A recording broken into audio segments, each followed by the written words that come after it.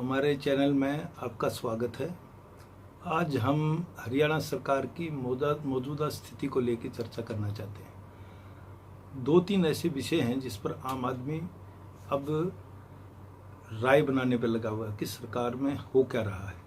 सबसे बड़ी चीज़ है कि अब जो प्रबुद्ध लोग हैं वो इस बात को मान के चलते हैं कि सरकार में बैलेंस नहीं है, सरकार बहुत अनुभवी भी नहीं है, क्योंकि उप मुख्यमंत्री के पास 11 महकमे हैं, वो उनके पास प्रशासन का पहले अनुभव नहीं था, एमपी रहे हैं बस।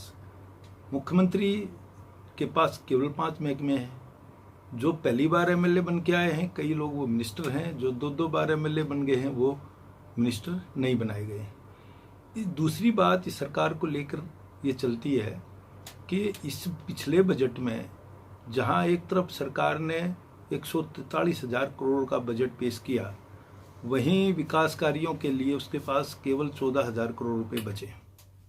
कहने का मतलब यह है कि इस संदर्भ में एक बात साथ साथ उठती है जिसको विपक्ष प्रमुखता से उठाता है कि भूपेंद्र सिंह हुड्डा की सरकार के टाइम पे जहां सरकार पर 60,000, 63,000 करोड़ रुपए का कर्ज था, वो अब बढ़ के 3 गुने से भी ज़्यादा हो गया है। भूपेंद्र सिंह हुड्डा या विपक्ष के नेता इसको इस तरीके से भी पेश करते हैं कि हरियाणा पर अब इतना कर्ज है कि कोई बच्चा पैदा होता है तो उसके सिर पर 80,000 का कर्ज होता है, मतलब वो 80,000 कर्ज लेके पैदा होता है। अब अगर हम इनकी परफॉर्मेंस की बात देखें तो उप मुख्यमंत्री के पास ज़्यादा महकमे हैं, उसके बावजूद भी उनके अलग अलग महकमों में सवाल उठ रहे हैं। पहले एक्साइज को लेके आपको पता है कि उसमें इंक्वायरी कभी कुछ कहीं कोई दिशा में चली गई, कभी किसी दिशा में चली गई, कभी कुछ हुआ कभी कुछ हुआ। अभी तक वो ऐसी लग रही है जैसे कोई लंबित पड़ी हो। हालांकि सरकार ने कहा है कि वो उसका टाइम बढ़ा दिया, कार्यकाल बढ़ा दिया और रिपोर्ट आएगी। अब एक कहावत है कि अगर कुत्ता आदमी को काटता है तो वो कोई खबर नहीं है, लेकिन आदमी अगर कुत्ते को काटे तो फिर वो खबर है। सरकार पर आक्षेप आरोप लगाते हैं विपक्ष के लोग, लेकिन अगर सरकार का ही आदमी सरकार के खिलाफ ही सवाल खड़े करे और वो भी बड़े तार्किक तरीके से, तो वह एक बहुत महत्वपूर्ण विषय बन जाता है।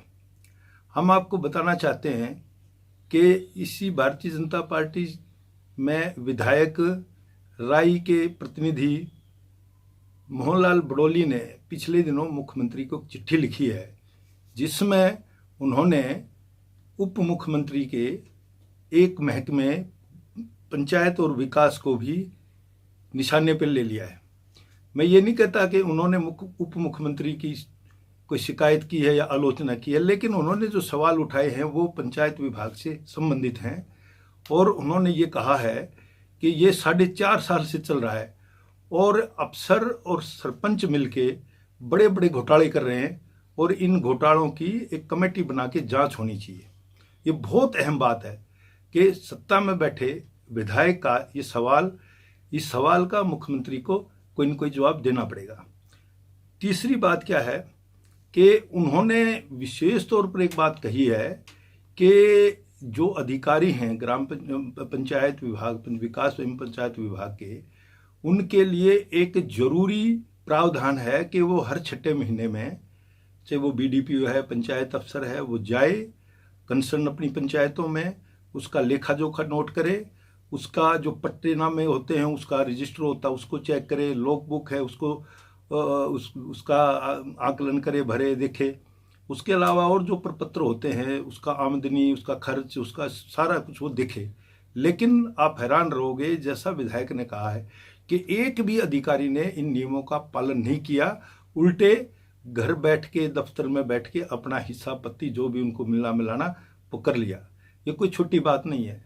उसके अलावा उन्होंने एक सवाल उठाया है कि सोनीपत में विशेष तौर पर जो गांव नगर निगम में पहले शामिल कर लिए गए, बाद में एजिटेशन हुआ या जो भी बात हुआ, उन गाँवों को उसमें से नगर निगम से अलग कर दिया, लेकिन क्योंकि वहाँ चुनाव नहीं हुआ तो सरपंच नहीं है, ग्राम पंचायत नहीं है, तो उसका प्रशासक कौन है? बीडीपीओ।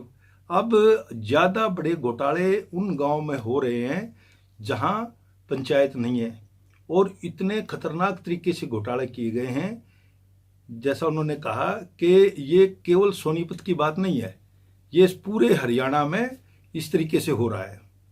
इससे आगे हम चलते हैं कि फूड एंड सप्लाई को लेके भी सवाल उठ रहे हैं। फूड एंड सप्लाई में मार्च के महीने में एक स्पेशल राशन कार्ड बनते हैं जिनको OPH बोलते हैं, उसमें भी कुछ इरेगुलरिटी की शिकायतें हैं। अफसरों से बात करें तो वो लाइन पे नहीं आते। अब जो शिकायतें हैं उनकी इंक्वायरी होनी चाहिए।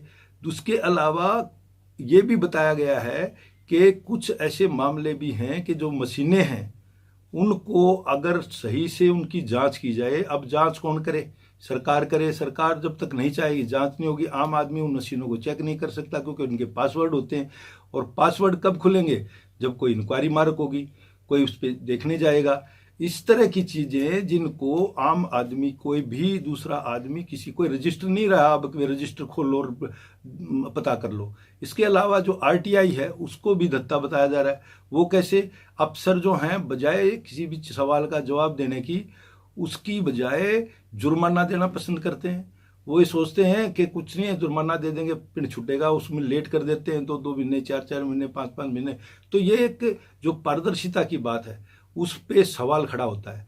तो कुल मिलाकर इन चीज़ों पर सरकार को विशेष तौर पर देखना चाहिए। ये लोग अब मांग करने लगे हैं और सवाल उठाने लगे हैं। धन्यवाद जी।